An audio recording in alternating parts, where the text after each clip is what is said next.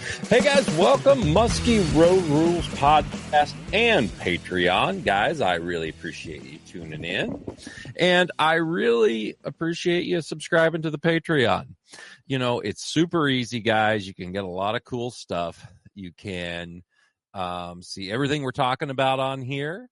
And yeah, it usually works out pretty good for people. They like seeing everything that we're doing, and it's easy to become a member. All you got to do is go to patreon.com, search Musky Road Rules, or just search Musky. We're the only one, and sign up, become a member. It's pretty easy, $8 a month, and you get all these podcasts that we do live, and you also get all the backlog of everyone we've done since January 1st. Now, guys, I know this week things are coming a little late, and that's in the summer. It makes it a little rougher because, one, I'm fishing. I'm doing a lot of split days. I'm doing a lot of different, weird times. And all the buddies of mine that I do these podcasts with and get people on here, they're fishing as well. So sometimes things come out a little bit later than normal, and this podcast is going to be a little bit different. And it's going to be a two-parter. One I did with Spencer Berman. It was one we're going to do for the Patreon, but he talks about how to modify lures and some of the big rubber stuff that he throws and everything. That's going to be on at the end. The beginning, it's actually just going to be me. We're going to talk about a couple of things. Main thing is going to be figure eighting, because we are in the middle of summer, and no matter where you're fishing, whether it be in the Minnesota area, Wisconsin, Kentucky, wherever you're musky fishing. I'm up at Lake of the Woods right now in Canada, and I want to go over proper figure eight techniques, because it's one of the biggest things that can help you when you're on the water, but it's also one of the biggest hindrances as well if you don't do it properly, and it can be super frustrating. So what I'm going to do is let's talk about going into the eight. You know, guys, the preparation of and also for you guys watching the Patreon, there's a huge stream of light hitting my arm. It's not my fault. It's really sunny out, and I honestly couldn't get rid of it. So just deal with it. It does look kind of neat, though. We're going to talk about the preparation of the eight. And what I mean by that is, no matter what lure you're fishing, guys, I don't care if it's a crankbait, soft plastic, even a bucktail, a topwater. One of the biggest things to trigger a fish, especially with a bait that is a straight retrieve lure. Straight retrieve lures really offer nothing as far as triggering qualities to the fish on the cast. It comes in straight. There's no jerks. There's no pauses. There's no anything. So lures like that. So let's think a crankbait, a bucktail, a spinnerbait, topwater. Those baits, unless the fish are really fired up, right, unless they're really hitting, are tougher to get to eat on the cast. And only in situations where, let's say, if you have a front, maybe a moon phase, weather, wind, or you're fishing, let's say, a very low pressured body of water, you're going to have fish that are more apt to eat those straight retrieve baits at the boat, which is where the figure eight really, really comes into play. And in preparation of that, I think you need a couple of things to keep in mind. One is always when you go into the eight, and I tell everybody this, speed is your friend. Always try to speed the baits up. That initial bursts of speed going into an L turn, going into a turn at the boat, is a huge trigger, right? It's a huge trigger for the fish. The other thing, and this is something I tell my clients every day when we're out there on the water, is always make that first turn away from the boat. I'm going to play a little video here, and you're going to be able to see. This is a client of mine, a friend, Troy. I'm going to bring this guy up here. And if you notice, rewind just a little bit here. He's got this fish coming in. He turns away from the boat and really reaches out. By turning away from the boat, meaning bring the bait all the way to your feet and turn out from the boat. The reason you want to do that is it gives you more lake to work with. If you bring it in and start it a little further from the boat and your turn comes towards you, your first turn comes towards you, the boat is going to hamper you. That first turn is crucial. It's the first time that fish sees that bait do anything different with these straight retrieve lures. If you're turning and you bring it in too close, the boat is going to hamper you. Basically, the rod's going to get in the way, the boat's going to get in the way, and depending on where you started that 8, that first turn might be really small. And on fish that aren't super fired up, that first turn, if it's a little too small, that fish is going to probably lose interest. One, it's going to lose sight of the bait, especially if it's a big fish. And when they lose sight of the bait, if that fish isn't super fired up, there's probably a very slim chance you're going to get that fish to come back engaged. Now, if the fish is really fired up, I've seen them get right back engaged before and lock onto it. But being able to make that first turn away from you is so, so crucial. The other thing, if you watch here and what he's doing, is you make that turn wide. You want to make it wide. We have all these really nice rod and reels now, rods that go, up 10 feet. I encourage everyone to get a little longer rod than what they feel comfortable with, because you're going to find out you're going to like it. The biggest reason is for these 8s. The reason we're catching bigger and bigger fish at boat side is because we have these longer rods. Now, let's say if you have a situation where, you're fishing with other people a lot, you got a small vehicle, I use the Thorn Brothers, the Stealth series, and the Predator series. If that's something you can't do, it's a one-piece rod, totally get it. A lot of companies now are making telescopic rods that'll shrink down, that you can get in your car, that you can get in your truck. So the link thing really isn't an excuse anymore, okay? If you just don't feel comfortable, I get that, but I think, going a little bit longer is probably going to help you in the long run, especially with your boat side maneuvers. If you've never caught a fish on the 8, or if you've had really a lot of trouble with it, this is, one of the reasons. The other is the speed. These are predator fish. They're not used to chasing a shad or a Cisco or a bluegill around and the bluegill just going, okay, you got me. Just eat me. I'm just going to sit here and get really, really slow. They're going to move. They're going to juke. They're going to jab. They're going to move all over the place. That's where the 8 comes into play. So if you can see they're really reaching out. And the other thing is the hands. If you notice, you don't want to take your hand too far from the reel. I recommend always having your hand on the reel. And I also push my button when I do the 8. Now, that I've had guys, go back and forth on that. But if you just really, I like to push my button and keep my thumb on the spool. That way, my thumb kind of becomes the drag on these fish. I've done that for years. It's the way I feel comfortable. If you don't, your drag system will take over if it's set properly. But I really like to engage my spool as I go into it. Again, making that first turn, big, white, fast, wide, not white, fast, away from the boat. All huge things when you're doing the figure 8. That initial lead up, the smooth transition is huge. If you're fishing really clear bodies of water, another thing, and this is a harder one, is to do minimal body movements, not to spook the fish, not to oh, holy shit, there's a muskie down there. Make it nice and smooth, and that will really, really help. Depth of the lure, keeping the bait down deep during the 8, I go back and forth on that, but to me, the speed and the width of the 8s are way, way more important, especially on bigger fish, right? I don't think it's something you have to have a lot of depth in.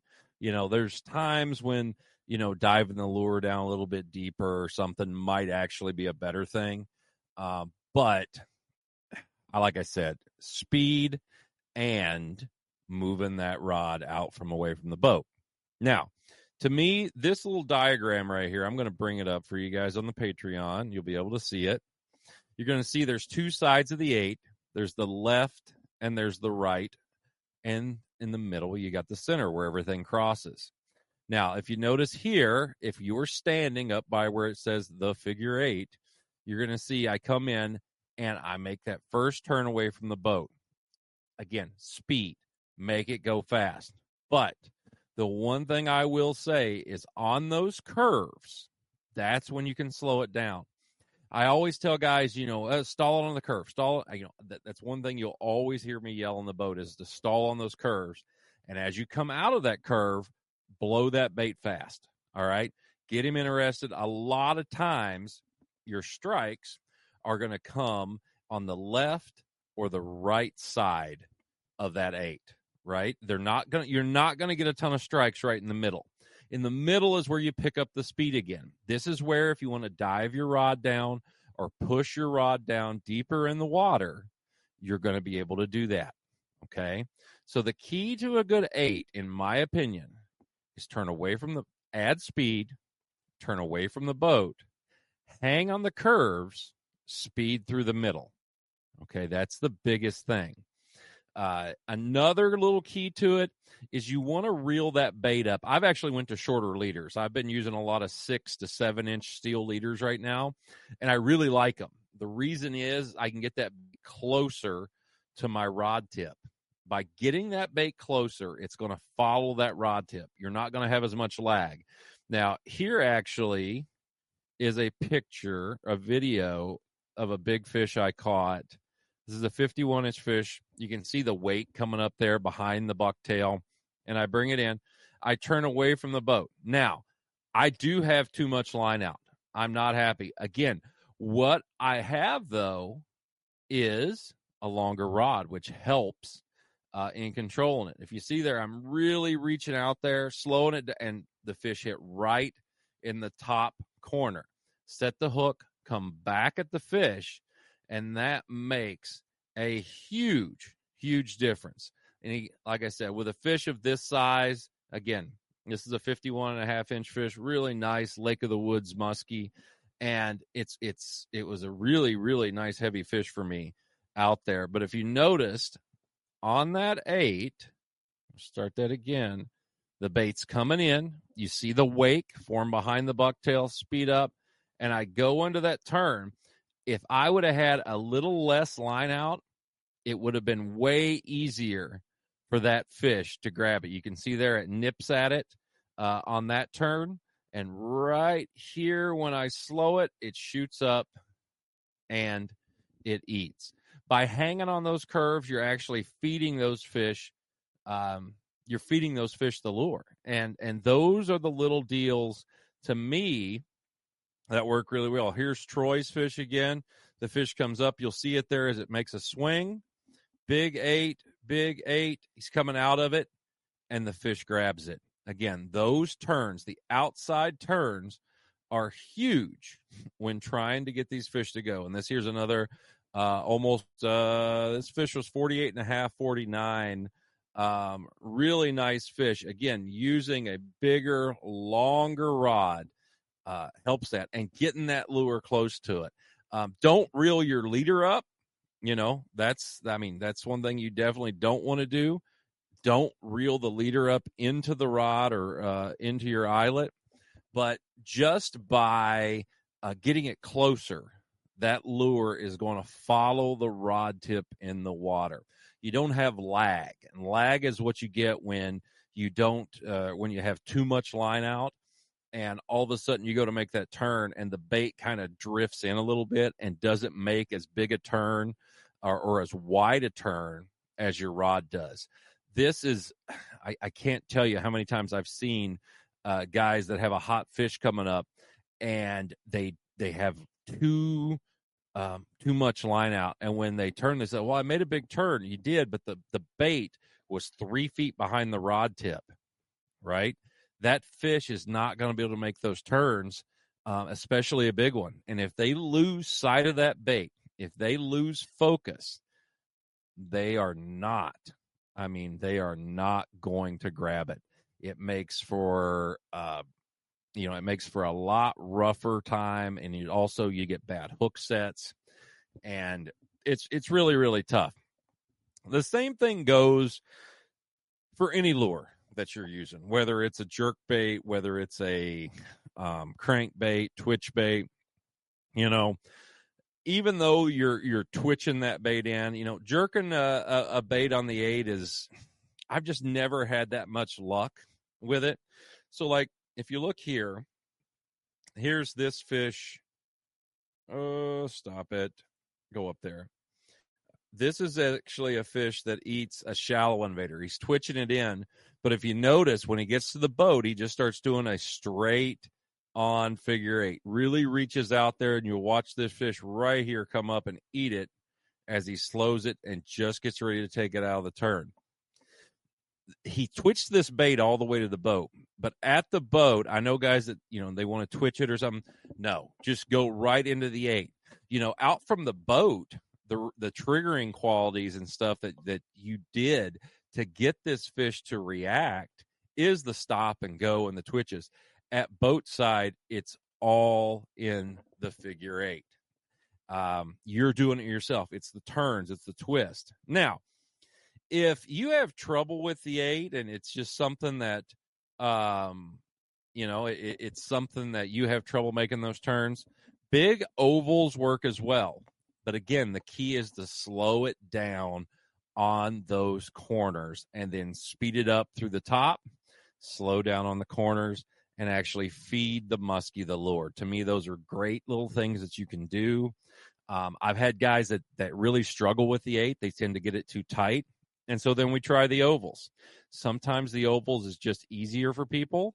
You just have to watch turning the bait towards the boat. You got to really reach out there. When you turn that bait towards the boat will get in the way sometimes. And when the boat gets in the way, you're going to cut them too sharp. The 8 is something that is effective. It's something that everyone should be doing. It's something that you will catch fish on if you practice and you keep doing it. But adding those little things, speed is the number one. You'll just hear me yell speed when a guy gets a fish up, because that's the thing that I am the most confident into getting those fish to go. If you keep that bait slow, besides on those corners, you're not going to get as many fish in the boat. And, it is summertime. We are fishing a lot of bucktails, topwater, straight retrieve lures right now when we're casting. And this is when the 8s really, really come into play. By doing those 8s and making those baits move, making those turns, it's something that you're really, really going to like. And it's also something that's really going to help you when you're out there on the water. So just a few little things there that I think that you guys might hopefully pick up something. I catch probably 75% of my fish in Canada on the 8. Like I said, there's only times when there's a front or some kind of atmospherical thing going on that it seems to change. Sometimes it's a low light period. But being able to do a good, proper figure 8 will put a ton more fish in your boat. It helps me and my guests all the time, and I really encourage it. So, guys, think about it. Practice it out there on the water. And, I think you're really I think it's going to help you put some more fish in the boat. Now, we're going to sign off from here, and we're going to go to Spencer Berman, who's going to be talking about some of his big rubber stuff that he throws out on Lake St. Clair. Again, guys, sorry for the podcast being late. You'll always get one, but this time of year it's tough with the hours and stuff that I'm fishing, and my friends that are that are coming on here with me to share their information. So, guys, good luck. And here's Spencer. How you doing, guys? We're back. Musky Road Rules Patreon here. And guys, we got a special treat for you. I know a lot of you out there fish a ton of soft plastics. It's become the norm now throughout musky fishing. And the thing with the soft plastics is there's a lot of little mods and stuff that you can do. And one of the guys that fishes more soft plastics probably than anyone I know is Captain Spencer Berman, who fishes out on Lake St. Clair.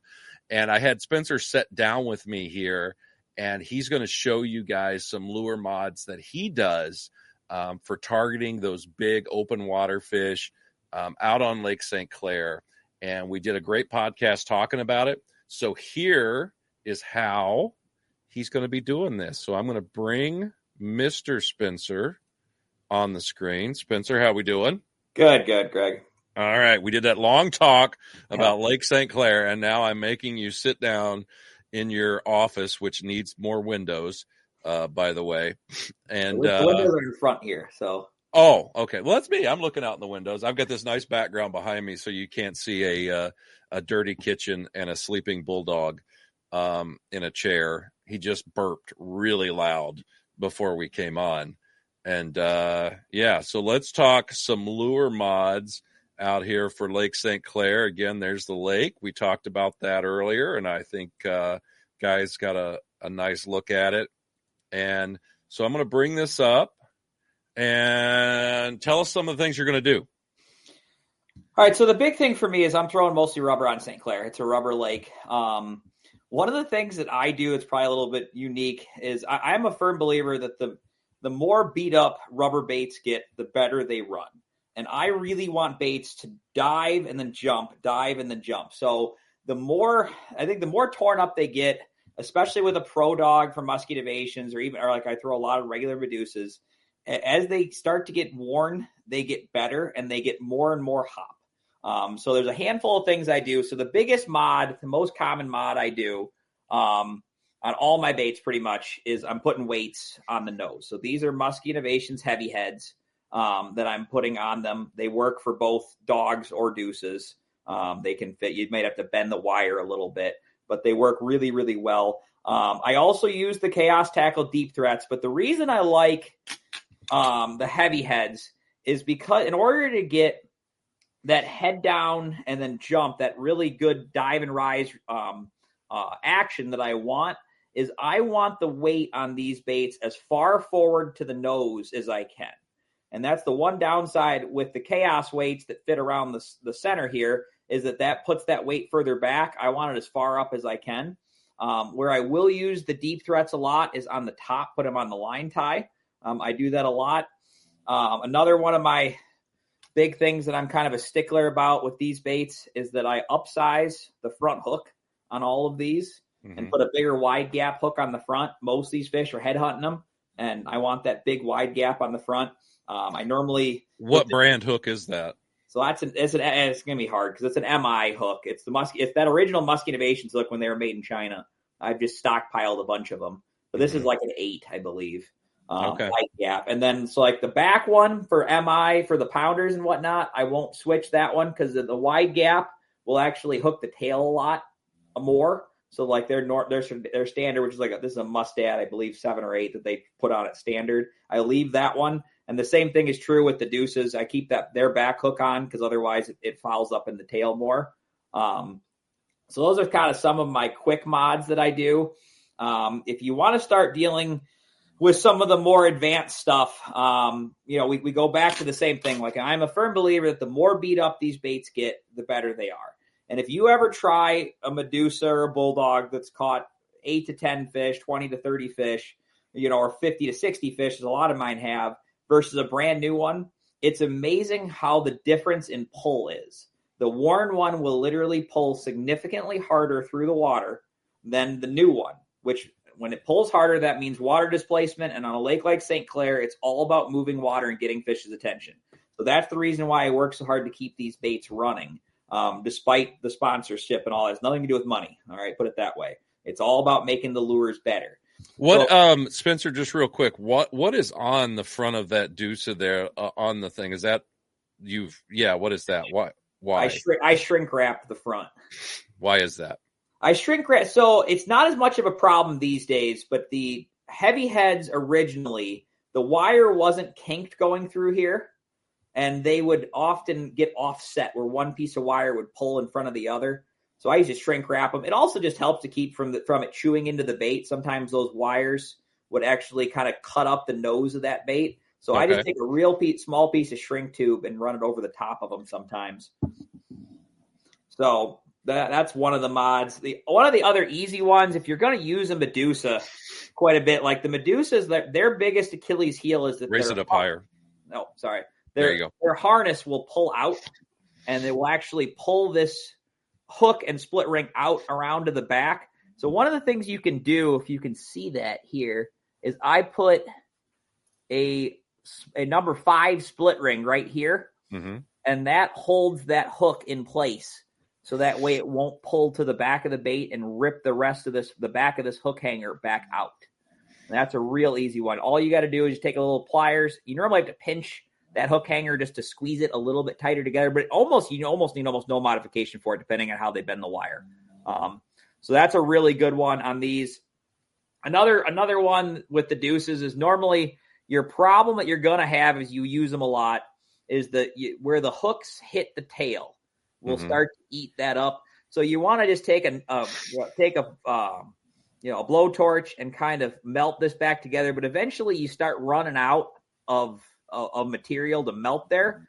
So one of the easy ways around that is if you just got any pieces of leftover plastic that are the right color, in this case orange, just take one. Like I've got a handful of the replacement tails, and if you know what a replacement tail for Musky Innovations looks like, it kind of comes back around.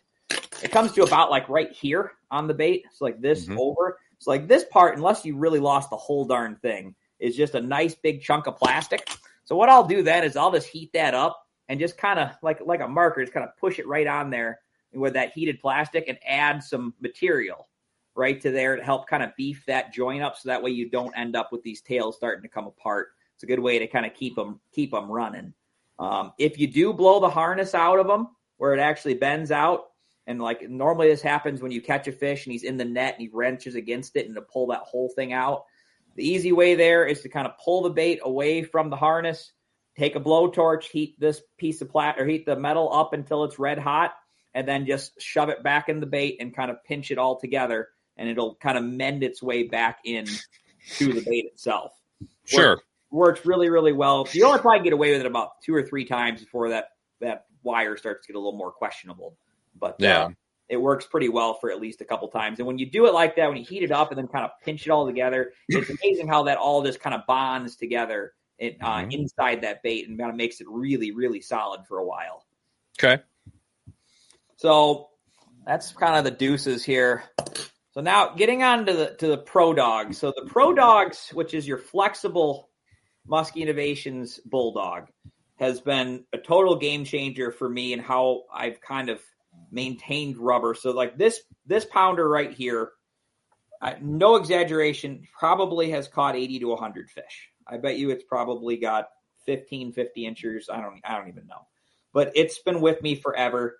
I got a weight on it here, but then a lot of times what'll happen is the harness itself will start to blow out on some of these. So the dogs, if you're kind of crazy, are pretty easy to fix. The Pro Dogs themselves are. And what I do is you need a microwave, and you just heat up some plastic that's the right color, kind of cut this back out. You can kind of pin it between 2 2x4s and then just re-pour the center of that bait to help kind of buff that head up, because normally the head will end up blowing out on them. That block of lead that's inside here will actually split and come out. So if you have that happen, the easiest way to fix it is to re-pour the head of them. Also, Musky Innovations makes a glue that they sell on their website that's a soft plastic bonding glue, useless for putting 2 pieces of plastic together, but it makes the metal, when heated up, it makes the metal bond to the plastic. So if you're doing things like a re-pour, or you're trying to put a harness back in, if you put that glue on before you pour the bait, or before you put the blowtorch to it, it'll actually make that plastic physically bond to the metal. which works really, really well. So like, butter knife's always a good choice. I had a couple of these in the boat. So when you get really crazy, I made this setup with a drill press. This is a Bulldog repouring station.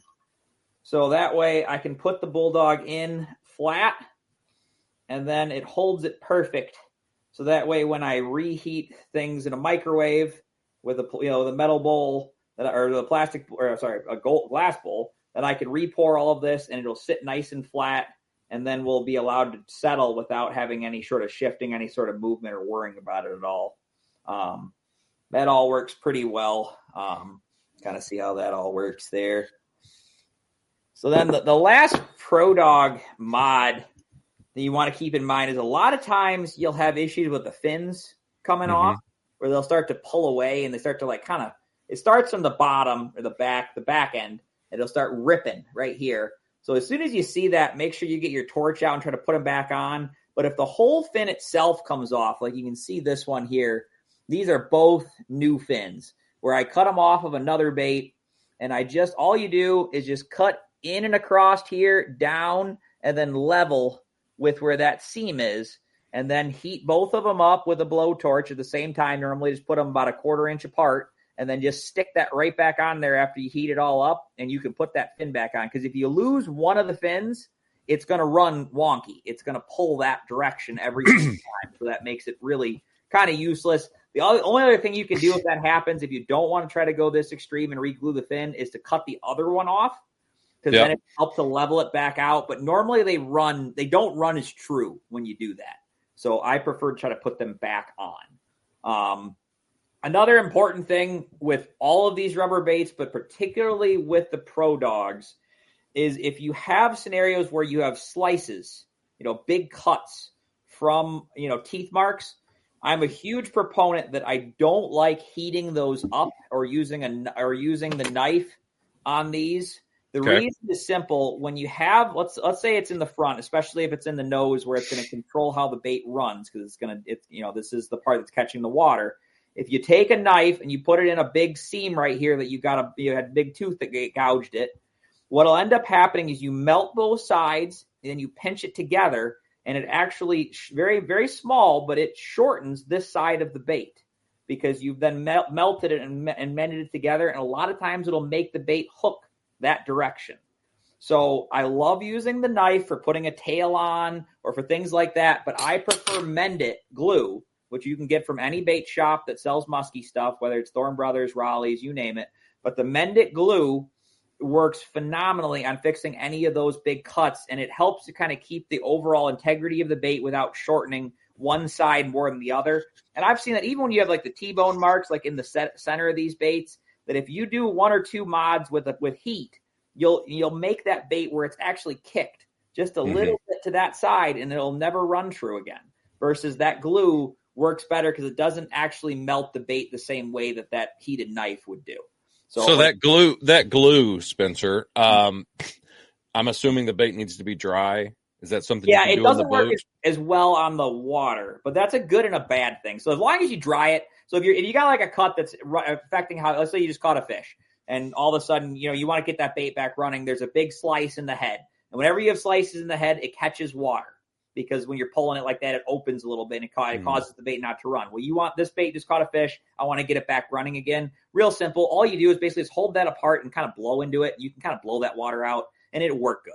Okay. The other thing that's really nice for guys like me is I love the Mend It because at the end of the day, when I have multiple baits that need to be repaired, I can do it in my couch or on my couch or in my recliner in front of the television rather than being out there, outside with a blowtorch, trying not to, not to inhale all the crap and all, it's easy. I like that. Yeah, exactly. I love that. You do that, then watch 2000 Space Odyssey. Woo! Baby's a good time. My wife already told me that I'm going to contract some very weird form of cancer thanks to all of that. You only live once. So for me, I use a combination of heat, and a blowtorch and a knife, and then also I use a ton of Mend It. One of the other things to remember about Mend It is you want to try to keep it close. You can't let it get too hot or too cold, and it's fickle. and it definitely goes bad. So a lot of guys don't like mend it because they say it doesn't, I put two pieces together, it won't hold anymore. Well, if you've had it for 4 years, it's not going to work. So you got to just make sure it's not very expensive. Just make sure you get new. As soon as the bottle it should be clear. As soon as the bottle starts to get cloudy, throw it away because it's garbage. It won't hold anymore. If it's new and good, it'll work really well and it'll hold permanently. After, all you have to do is hold it for a few seconds and it'll bond that together really, really well. Okay. Well, shit, that's some good stuff right there. Guys, I'm sure that you've learned something. I know I learned a few things there. Spencer fishes a ton of soft plastics, way more than anybody that I know. And I'm sure he's dealt with a ton of crap when it comes with using a lot of soft plastic rubber baits with the dogs or the deuces and stuff. So good stuff there. Spencer, I do appreciate you coming on here, sharing those mods. Again, quick, how can somebody get a hold of you if they want to go fishing? So I run Spencer's Angling Adventures. So you check spencersanglingadv.com, or you can email me at spencersanglingadv@gmail. Phone number 419-410-0498. Facebook, Instagram, you name it. So if you just go on and Google Spencer Berman or Spencer Berman Fishing, I'll come up. So not hard to find. Just get a hold of me and get on the list. I Googled myself one time and a black guy was the only thing that came up. So I thought that was really funny once. Why am I not surprised? Yeah, he was better looking than me. All right, Spence. Hey, I really appreciate it. And thank you for coming on. Absolutely. Thanks a lot for having me.